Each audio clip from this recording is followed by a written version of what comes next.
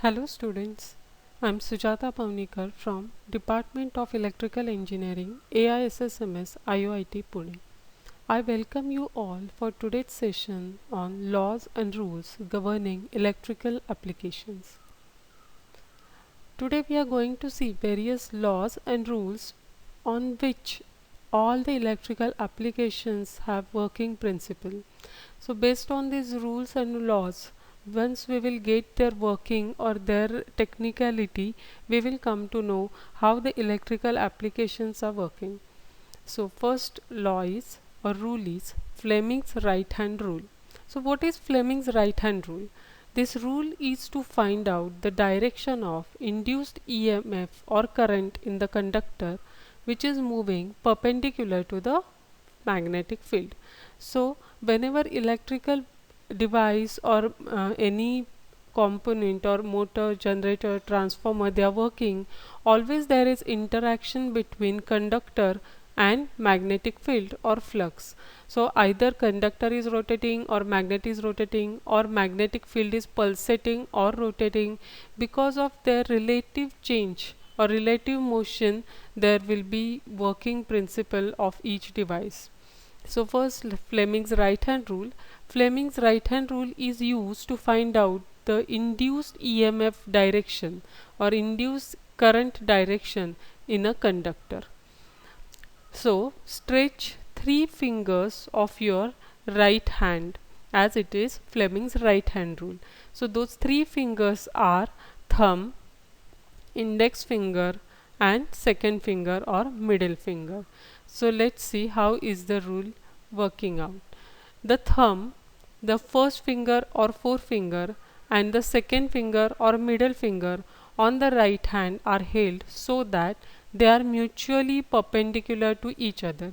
So thumb, forefinger and middle finger are held in such a way that they are making 90 degrees with each other. In that case, first finger or forefinger represents magnetic field, thumb represents direction of motion of conductor, and middle finger represents direction of induced EMF or current. First finger flux, thumb motion or force of the conductor, and middle finger gives direction of induced EMF or current. So these three fingers are stretched perpendicular, mutually perpendicular to each other as shown in the figure. Thumb pointing out direction of force, middle finger is pointing out direction of induced EMF or current, and forefinger, that is first finger, is pointing out magnetic field or flux.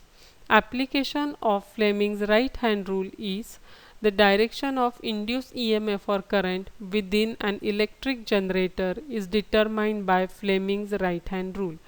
So generator working principle based on Fleming's right hand rule.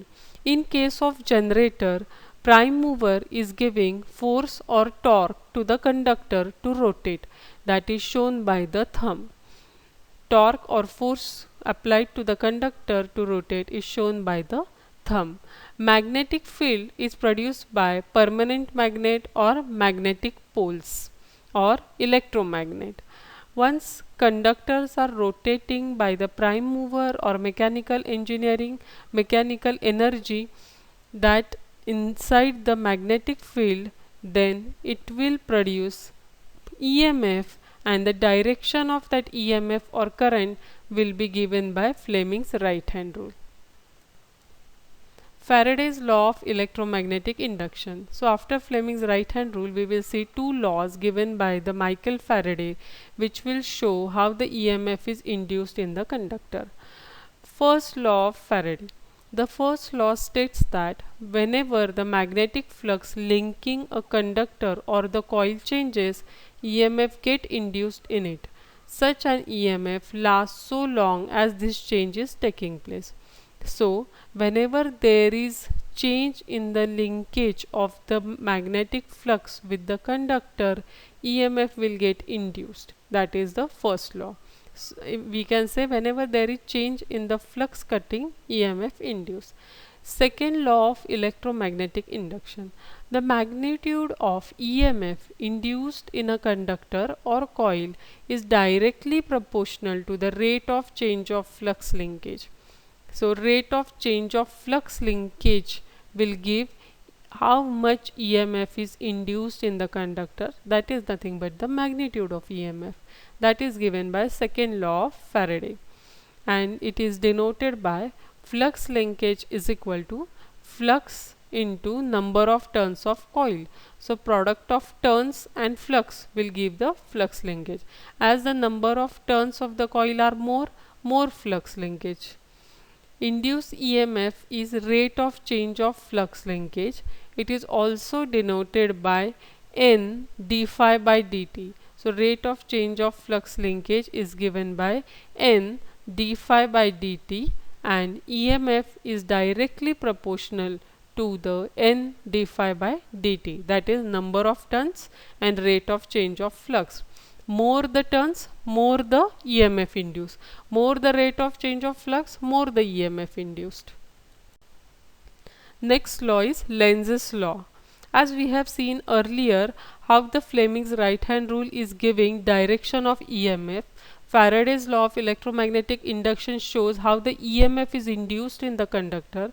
Now Lenz's law states that the direction of the current induced in a conductor or direction of EMF induced in the conductor by a changing magnetic field is such that the magnetic field created by the induced current opposes the initial changing magnetic field. So according to Lenz's law, EMF induced in the conductor or coil is given by EMF is equal to minus N d phi by dt. So Faraday's law says that E is equal to N d phi by dt, but Lenz's law says that EMF is opposing the initial cause, that is flux, and that opposition is shown by negative sign or minus sign. So that becomes minus N d phi by dt. The negative sign indicates that the induced EMF opposes the cause producing it. And what is the cause producing it? Rate of change of flux. And that's why it is minus sign. So how the Lenz's law is working? There is charging or changing magnetic field which reinforced by an iron core. So magnetic flux is set up on the iron core. Whenever there is changing magnetic flux in the iron core, or rate of change of flux in the iron core linkage, it induces an EMF, that is voltage, which drives an alternating current. If you will connect load to that voltage points, it will circulate current in the circuit. This alternating current induces its own magnetic field, right? So electricity produces magnetism, right? So it alternating current induces magnetic field, and this magnetic field opposes the original cause, that is magnetic field. So this is how Lenz's law is working. Next rule is Fleming's left hand rule. What is Fleming's left hand rule? Stretch 3 fingers of your left hand as per the Fleming's left hand rule. Which are those 3 fingers? Thumb, forefinger and middle finger. So stretch out first finger, second finger and thumb of your left hand such a way that they are mutually perpendicular to each other.